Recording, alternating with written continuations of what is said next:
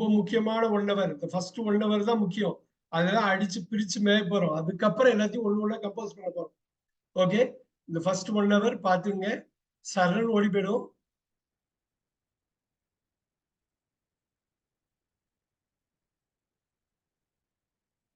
இப்ப பாருங்க, இந்த ஸ்லெப்டுக்கு என்ன அர்த்தம்? கரெக்டா சொல்லுங்க. இந்த ஸ்லெப்டுக்கு என்ன அர்த்தம் சொல்லணும். அன்மியூட் பண்ணிட்டு உடனே சொல்லிடணும். தூங்கி. தூங்கி. தூங்கி. அருமை. போயிட்டே இருக்கலாம், போயிட்டே இருக்கலாம், போயிட்டே இருக்கலாம். அடுத்தது தூங்கி கொண்டு. தூங்கி கொண்டு. அருமை, அருமை. நீங்க எழுதுறதுக்கு டைம் கொடுக்குறேன், கொடுக்காம இல்ல, கொடுக்க.